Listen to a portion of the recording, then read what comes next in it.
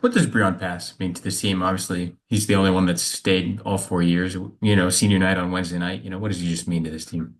I mean, just a guy who has been around, and you know this, Noah. You've covered us, and in today's world, when everybody transfers at any given moment, to have a young man who has started here, been a part of some NCAA's, been a part of an ACC championship in the Final Four.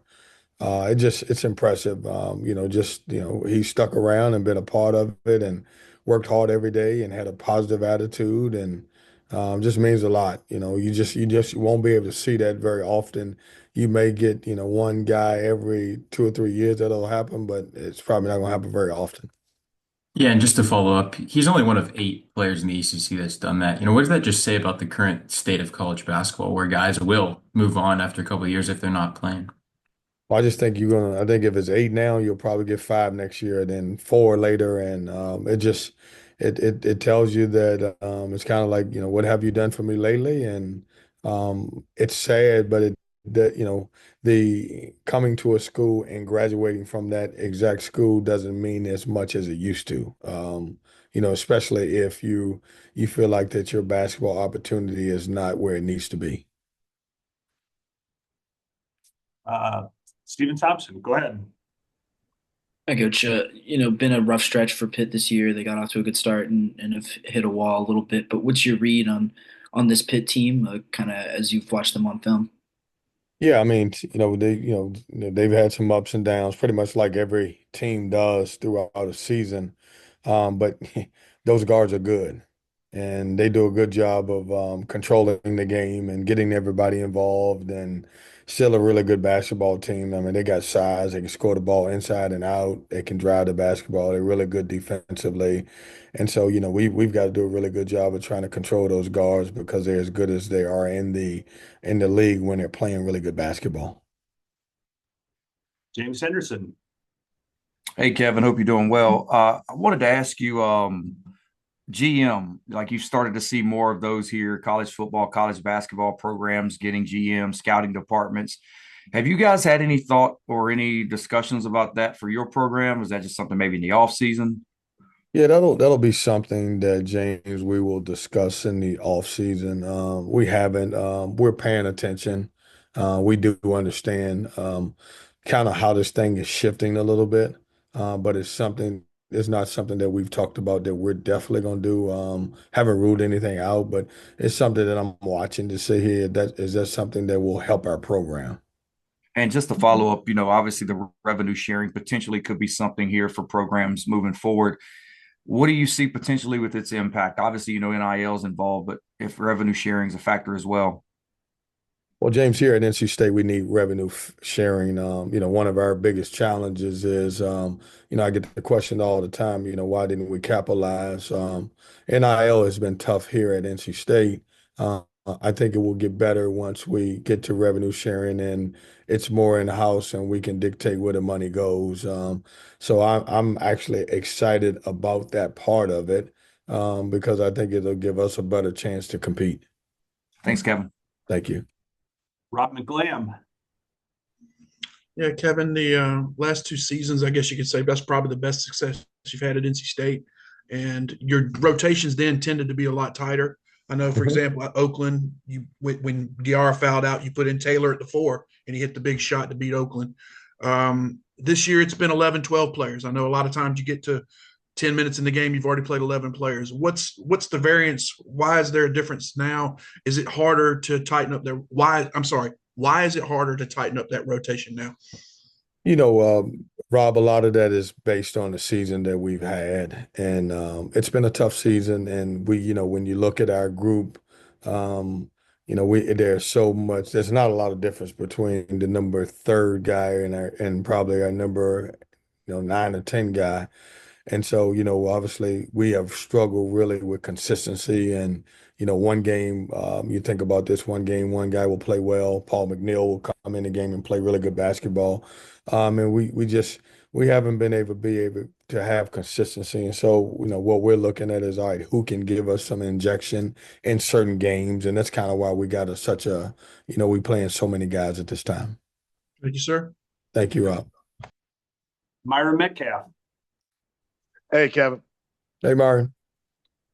You've obviously coached some of the best players that have come through this league. You've coached against some great players. I'm wondering about Cooper Flagg. Was there a moment in your matchup against him where he did something that just sort of exemplified the talent that's made him a National Player of the Year contender? Yeah, Marvin, I think you covered that game. I mean, we played pretty good on the road, and I think we were up 4 at halftime, and then it became the Cooper Flag show. I mean, they did a good job of getting him in isolations where you really couldn't help, and he kind of he took over the game. And that's one of the things that, makes him special is, his ability to take over the game, his ability to make shots when he needs to. He's become a really good passer as of late. And, kind of an inside out threat. Because if you put a smaller guy on him, he can take him down low and post him, and bigger guys really struggle with him on the perimeter.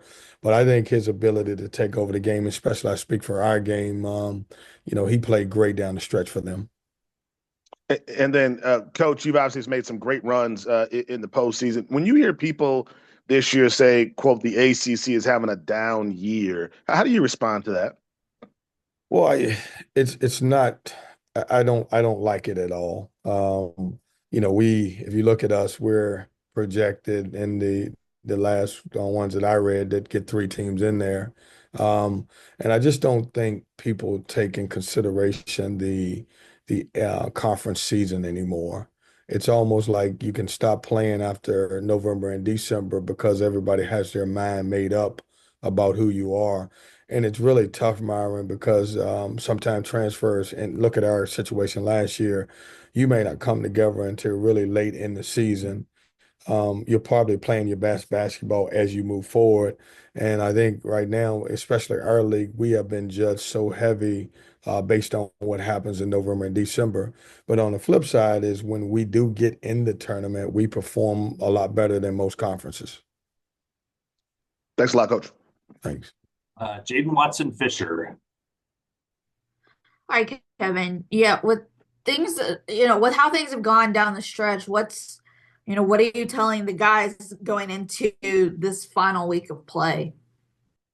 We want to finish strong. I mean, Jaden, you've covered us the entire year, and our guys are fighting. We just we've been on the short end for a lot of games, and we have 2 good opportunities here. We got a really good pit team coming here on Wednesday, and we want our guys to try to finish strong. It hasn't been the season that everybody dreamed of, especially us in the program. But that doesn't mean that we won't keep fighting and keep playing, and obviously getting these guys to rally behind one another. JC Zembel. Marcus Hill is such a unique player in terms of his driving ability, and it's clear that he would be an asset next year if he wants to come back. Have you had any conversations with him about senior day or what his future holds and the whole junior college ruling? We haven't, JC. Obviously when we got back, from Georgia Tech, we took off yesterday. We'll start preparing the next couple of days for Pitt. But we haven't talked about, had the conversation with any guy about, returning or not returning. Those will be conversations that we will have, as the season comes to a close. I'm excited for Marcus that he will get the opportunity. I'm glad that they didn't count the JUCO years against anybody. But Marcus has had a good year for us, and that'll be a conversation that we'll have with him and his family. Ryan Murphy. Hey, Coach, thanks for the time. I wonder, you talked about next year in that conversation, but how much have you started to think about changes that you guys need to make or what needs to be done to get you guys back to where you were, the last 2 years? I think, Brian, it'll change because our situation would change. Like I said, if there's anybody disappointed about where we are, it's me as a coach. But I want you to think about this. There were no expectations on the team that won the ACC 5 games in 5 days and went to the Final Four. As a matter of fact, we can make an argument that that team may have had the lowest NIL budget of any team that's ever made the Final Four. But we did what we had to do. I don't think we ever really capitalized on because we did it with such a low budget that we capitalized on obviously what it took to compete in today's era. Well, where it would change is I think the commitment that we're going to get from athletic department and revenue sharing is going to help a place like NC State more than most places. We're grateful for what we have and what we were able to collect from the collective, but we were behind the start, and certainly I think things can change. We've proven that if we have the right pieces and we have the right recruiting tool, that we can be competitive and kind of beat everybody, and that's what the expectation is for next year. Last question will come from Jerry DePaula. I guess, Kevin, I know you probably talked about this a lot last year, but what's the secret? And I want to get your fresh thoughts this year. What's the secret to coming from the second half of a conference on our way to the Final Four? Hey man, Jerry, I can't give that secret. Hey, we want that opportunity. No, you know what? I will say one thing is that, your bunch the one thing I will say is your bunch has to be connected. If your bunch can be connected, then anything's possible. But I can't share everything because then I will be asking for some revenue sharing if I gave that up.